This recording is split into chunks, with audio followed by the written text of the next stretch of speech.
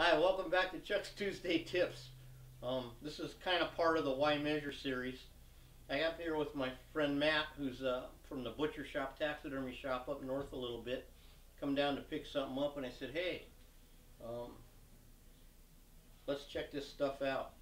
A little bit about mannequin comparisons and measurements, tying it into the whole series of building a mannequin. But the main point I'm doing this video is, a couple weeks ago on the taxidermy tips thing, there was a little conversation back and forth about mannequins and mannequin accuracy, and I made a statement that I use research because they're 100% accurate, and then another guy said, well, nothing's 100%. So you know what? He's right.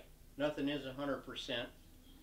But what I meant by that, let me explain it, and I was going over this with Matt, is when I say it's 100%, I mean that the eyes are in the right place, the head angle's right, this angle's right, the neck's coming out at the right angle, the septum width, all this measurements are right. We have another mannequin over here, we'll call it Mannequin X, that we were just looking at, right? Yes, and sir. I was explaining to you how the neck is coming out at a 90-degree angle, and what does that do? It makes the ears land too far back, right?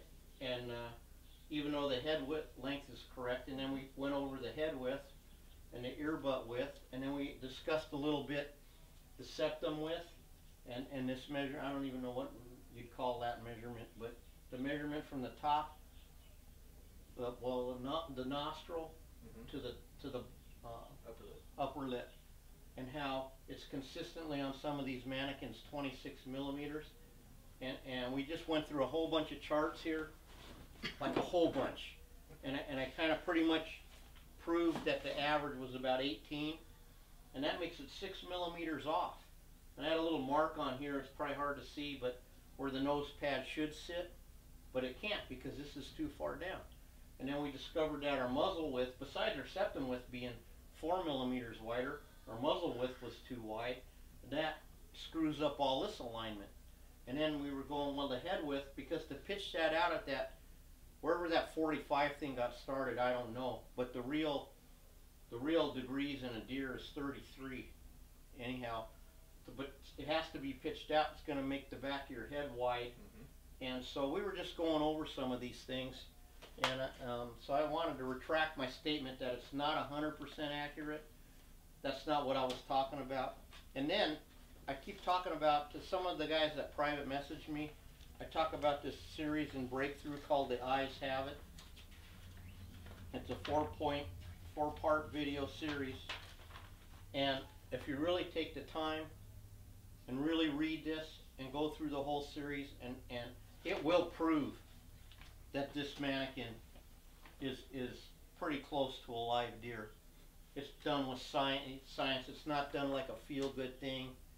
And pretty much Matt had to listen to this crap for like an hour while I was trying to figure out how to do this. But I think you probably saw a few things, right? Oh, most definitely. And you saw why it works. Because Matt, he's been doing pretty good. He got a couple seconds and this and that, but he's still trying to, chase that ribbon. The problem when you chase the ribbon is every judge will tell you something different, and they're looking for something different. And the sad part is, how about we look for a deer that looks like a live deer, that's assembled well, good craftsmanship, groomed good, everything's in the right place, it looks like a live deer. That would be a great deer to get a first place ribbon on. Most definitely. Instead of seeing the brains through the nose, which you can't even really see because we just debunked that if the nostrils are the right width, you can't even really see in there. So to be able to see it, they make it too wide, right? Well, anyhow, I hope that's been helpful. So I retract my 100% statement, and I will get back to that pig, to the kid in Boston, and we'll see you next time on Chuck's Tuesday Tips.